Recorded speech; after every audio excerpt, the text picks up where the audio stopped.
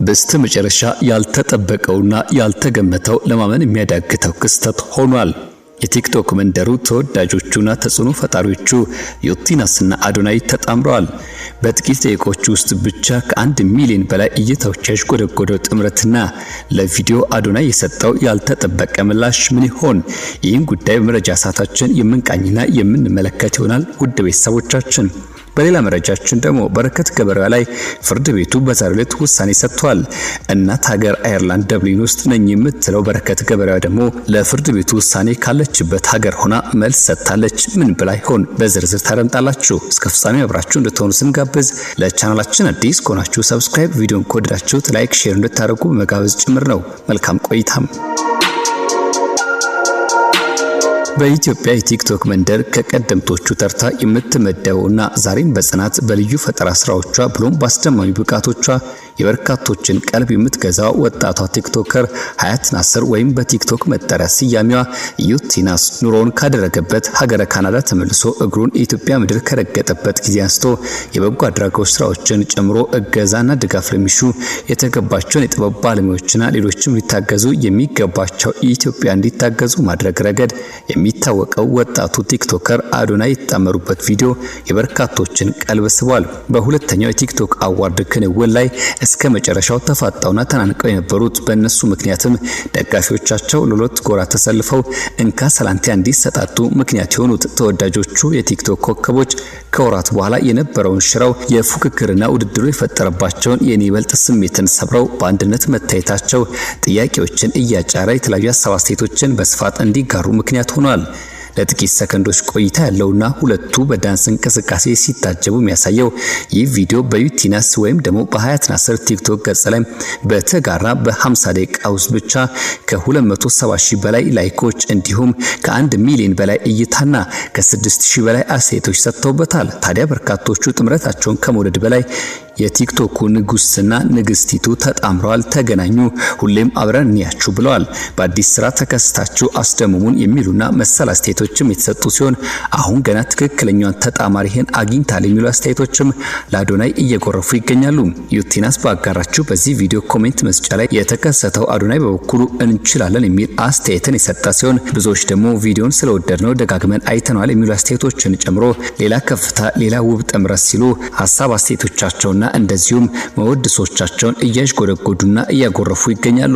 እነዚህ ተወዳጅ የቲክቶክ ተጽዕኖ ፈጣሪ ወጣቶች ብቻ ሳይሆኑ ንጉስና ንግስት ተብለው እስከ መወደስ የደረሱት አዶናይና ዩቲናስ ቪዲዮ ምን መልእክት አለው፣ ምንስ ይዘው ሊመጡ ይሆን የሚሉና ጉጉትን የሚገልጹ አስተያየቶች በስፋት የተሰጡበት ይገኛል። ከ1 ሚሊዮን የተሻገረ እይታ ሆነ ከ6000 በላይ የሚሆኑ ኮሜንቶች እንዲሁም ደግሞ ከ270 ሺህ የሚልቁ ላይኮች የዝግጅት ክፍላችን መረጃውን እስካጠናቀረበት ሰዓት ድረስ ያሉ ቁጥሮች እንጂ ወቅታዊን የሚገልጹ አለመሆናቸውን ላስታወሰም በቲክቶክ መንደር ትልቁና ያልተጠበቀው ክስተት እንዲባል እያስገደደ ይገኛል። ጥምረታቸው ምን ያመጣ ይሆን የሚሉ በብዙዎች ዘንድም በጉጉት የሚጠበቁ ሀሳብ አስተያየቶች መነሳታቸው አልቀረም። እናንተስ ውድ ቤተሰቦቻችን ምን ትገምታላችሁ? የሁለቱን ጥምረትስ እንዴት አገኛችሁ? ሀሳብ መስጫ ሳጥናችን ላይ ሀሳቦቻችሁን ልታካፍሉ ልታጋሩን ትችላላችሁ። ወደ ሌላኛው ጉዳይ በዚህ ተሻገርን።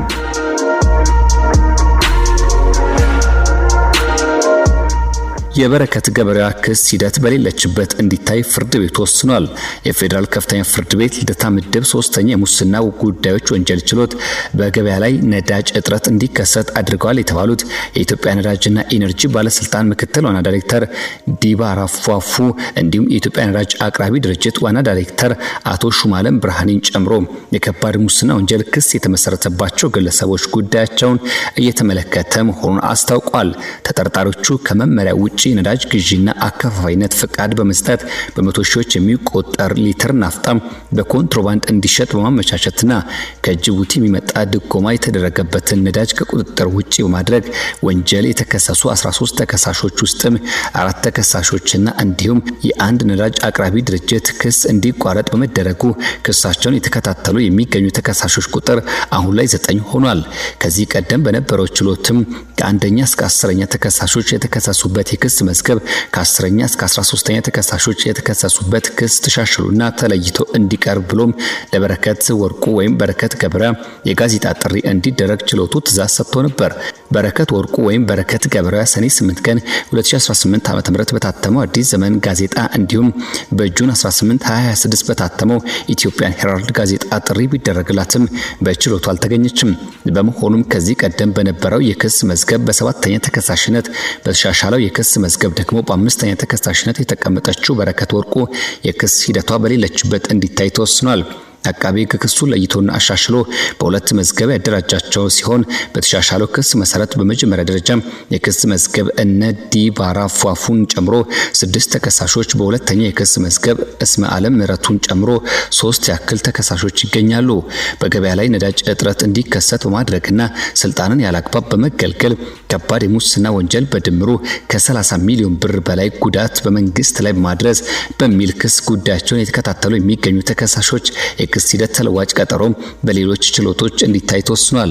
መዝገቡ በሌላኛው ችሎት እንዲታይ ተመርቶ የነበረ ቢሆንም ሳይታይ በመቅረቱ ተለዋጭ ቀጠሮ በዛሬው ችሎት ውሎ ሳይወሰን ቀርቷል።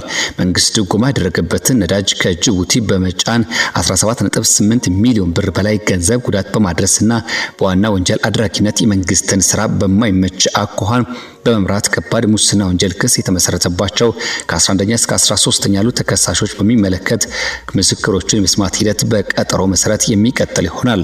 የፌዴራል ፖሊስ ይፈለጋሉ ብሎ ካወጣባቸውና እስካሁን በቁጥጥር ስር ያሉትን ተከሳሾች ጌታቸው አሙኘ፣ አቡሽ አየለን በሚመለከት ፖሊስ በአድራሻቸው ፈልጎ እንዳላገኛቸው ለችሎቱ የተገለጸ ሲሆን የጋዜጣ ጥሪ እንዲደረግላቸው ታዟል። የጌታቸው አሙኝና አቡሽ አየለ የጋዜጣ ጥሪ ለመጠባበቅና አቃቤ ሕግ የሚያቀርባቸውን 24 ምስክሮችን መስማት ሂደት ለማከናወን ከሐምሌ 21 እስከ 23 2018 ቀጠሮ ተሰጥቷል።